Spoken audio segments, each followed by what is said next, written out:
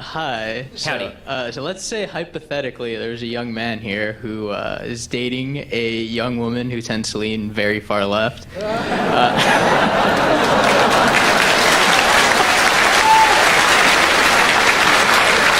So, sorry, before you go any further, is she present right now? No, she is not. Okay, good, so I can be honest. All right. All right, so how might, do you have any advice for how this young man might go about exposing her to some new ideas without the relationship crashing and burning? Oh, you're an optimist. Okay. So, you, my friend, are making a very large mistake.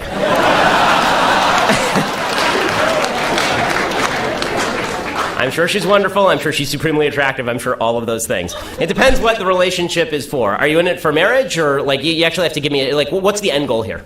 Yeah, marriage. Okay, so if you're in it for marriage, then the number one thing you must have in common with your spouse is values. You don't have interests come after values. But most people are interested in lots of things. There are lots of interesting things in the world. Liking the same movies, liking the same art, virtually worthless. What is important is that you have the same value system. So politics are a reflection of values. Now, there are a lot of people who never connect their politics with their values. So you have to determine whether she's politically left because this represents some core values, or just because she's been told a bunch of slogans and now she repeats all these slogans. So when I first dated my wife, for example, my wife thought of herself as pro-choice. And then the more that we discussed the issue, it became very clear to her that she was actually pro-life and hadn't really considered the issue in a serious way. It was just she was told on college campus that it was a good thing to be pro-choice, and so she said she was pro-choice. And the same thing was true of gun rights, for example. She didn't know anything about guns. She'd been told guns were bad. And then when I explained gun rights to her, and when it turned out that her father was a member of the military, then she shifted a little bit. Politics is the tip of the iceberg. The question is whether your girlfriend's politics, or this unnamed person's girlfriend's politics, are a floating bit of flotsam on the top of the ocean, or whether there's actually a structural underpinning for what she's thinking. So you first have to determine that. If there is a structural underpinning, and if she really believes this stuff on a strong level, you're really going to have to think about whether this is something you want to go through for the next 80 years. Because when it comes time to raise your kids, forget about you. Okay, in my view, marriage, not relationships. Marriage is about bearing and rearing children, ideally.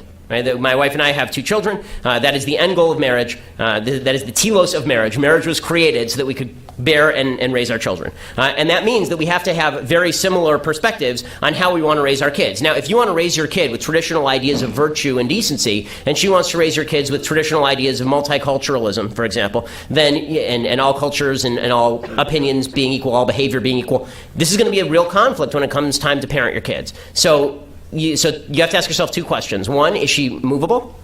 And 2, if she's not movable, what is your end goal here? Because, there's lots of fun to be had in life. But when it comes time for marriage is, as all the married people in the room know, marriage is not the time for fun. Marriage is, when it comes time for marriage, not totally true. I love my wife and we have a great marriage. But, see, I know she's watching. But when it comes time for marriage, it is deeply important that you put values before all of the other ancillary things. If you have values in common, your marriage can outlast anything. If you don't have values in common, then the first break and the thing's over.